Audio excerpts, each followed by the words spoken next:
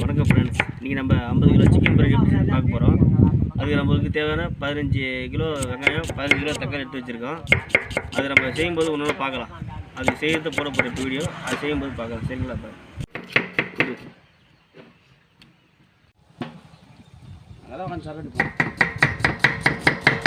இப்போ வெங்காயம் கட் பண்ணியாச்சு 15 கிலோ. இப்போ அடுத்து 15 கிலோ தக்காளி கட் பண்ணிக்கலாம். அதுக்கப்புறம் இப்போ ஒரு கட்டு, அதுக்கு தேவையான ஒரு கட்டு புதினா, ஒரு கட்டு கொத்தமல்லி நம்ம இப்போ எடுத்து வச்சுக்கிறோம். நல்லா அலசிட்டு அது கட் பண்ணி வச்சுக்குவோம். ஒரு அரை கிலோ பச்சை மிளகா காம்பு கிள்ளி எடுத்துக்கலாம். அடுத்து போட்டு ஒரு 5 கிலோ பூண்டு, ஒரு 5 கிலோ இஞ்சி எடுத்து இப்போ அரைச்சி வச்சுருக்கோம். தேவையான 50 கிலோ பிரியாணி அரிசி எடுத்துக்கலாம்.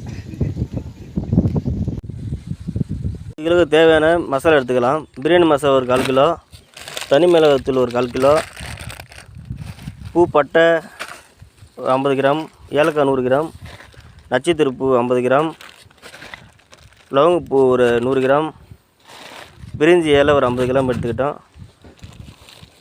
மல்லித்தூள் எடுத்துக்கலாம் ஒரு 1/4 கிலோ. அதுக்கு தேவையான ஆயில் எடுத்துக்கலாம். சன்ஃப்ளவர் ஆயில் ஒரு 10 லிட்டர் இருக்குது, அதை எடுத்து வச்சுக்குவோம். சிக்கன் மசாலா ஒரு 1/4 கிலோ எடுத்துக்கலாம்.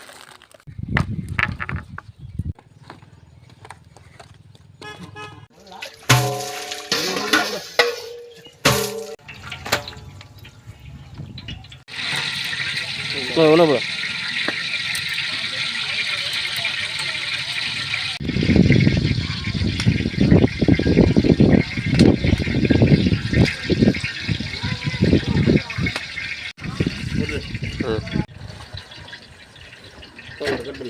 இதெல்லாம் நல்லா பொரிஞ்ச பிறகு வெங்காயத்தை எடுத்து போட்டுக்கலாம். 20 கிலோ சிக்கன் எடுத்து நல்லா அலசி எடுத்து வச்சாச்சு. எடுத்து கட் பண்ணி வச்சுக்கிற வெங்காயத்தை போட்டுக்கலாம். பச்சை மிளகா போட்டுக்கலாம்.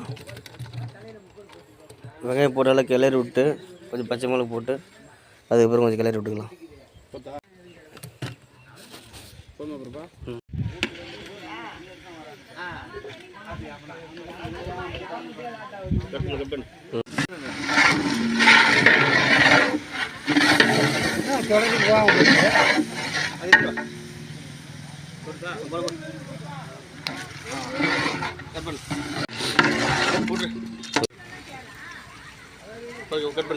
இஞ்சி பூண்டு தக்காளி எல்லாம் போட்டாச்சு. கொஞ்சம் தக்காளி நல்லா வந்தோடனே சிக்கனை வச்சு அலசி வச்சு சிக்கனை எடுத்து போட்டுக்கலாம்.